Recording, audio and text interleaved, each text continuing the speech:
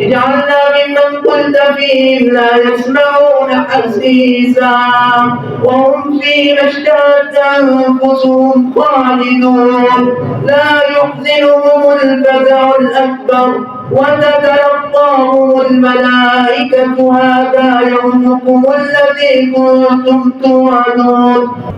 الحمد لله والصلاة والسلام على رسول الله. اللهم يا رحمن يا رحيم يا كريم يا عظيم لا إله إلا الله رب العرش العظيم لا إله إلا الله رب السماوات والأرض.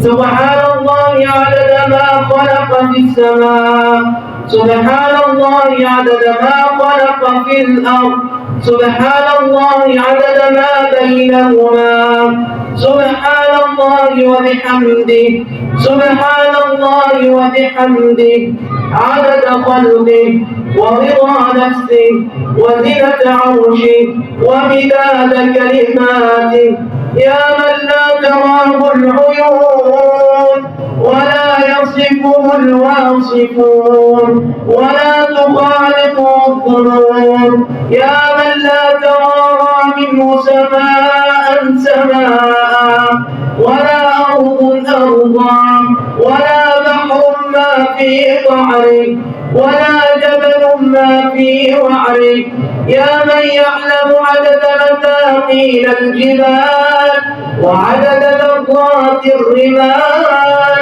وعدد قطر الأمطار وعدد مكاين البحار وعدد ما أظلم عليه الليل وأشرق عليه النهار.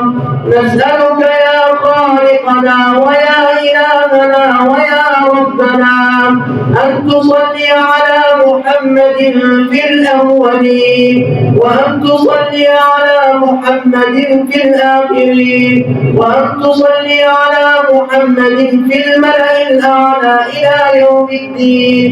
اللهم أكرمنا بصحبته في الجنان اللهم أكرمنا بمرافقته في الفردوس الأعلى يا كريم. اللهم إنا نسألك عيش السعداء ونزل الشهداء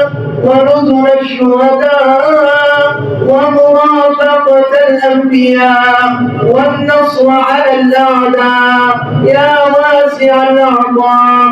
اللهم إنا نعوذ بك من جهد البلاء ودرك الشقاء وسوء القضاء وشماتة الأعداء.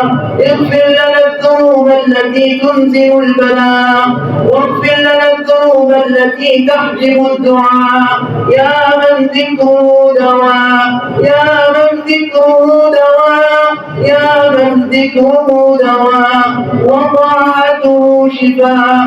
ارحم من كان رأس مالهم الرجاء وسلاحهم البكاء يا رب الأرض والسماء يا ربنا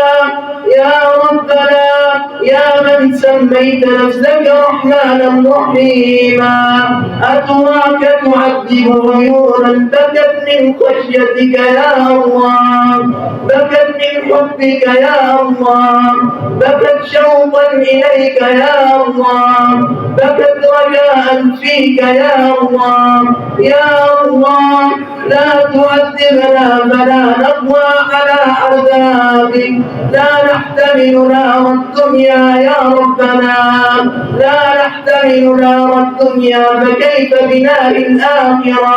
اللهم أجرنا منها اللهم اجعل بيننا وبينها أبدا بعيدا. اجعلنا ممن قلت فيهم لا يسمعون حسيسا وهم فيما اشتهت أنفسهم خالدون لا يحزنهم الفزع الأكبر وتتلقاهم الملائكة هذا يومكم الذي كنتم توعدون. اللهم بارك لنا في أولادنا، اللهم بارك لنا في أزواجنا، اللهم بارك لنا في أبنائنا، اللهم بارك لنا في أمهاتنا، اللهم اجعلنا والدين الذين ربونا على طاعتك، اللهم اجزهم خير الجزاء، اللهم ارحمهم برحمتك التي وسعت كل شيء، ارحمهم أحياء وأمواتا، ارحمهم أحياء وأمواتا يا رب العالمين. اللهم من كان منهم حيا فألبسه لباس الصحة والعافية واجعل الجزاء خيرا، ومن كان منهم تحت التراب اللهم فصب الرحمة على قدره صبا، اللهم فيسر حسابه ويمن كتابه ويمن كتابه ويمن كتابه برحمتك يا أرحم الراحمين. اللهم اجمعنا مع والدينا وأولادنا وأزواجنا في مستقر رحمتك يا أرحم الراحمين. اللهم اجعلهم قرة أعين لنا في الدنيا والآخرة. اللهم حفظ أبناءنا القرآن واجعلهم من أهل القرآن، واجعلهم من أهل القرآن وقر أعيننا بهم يا رب العالمين.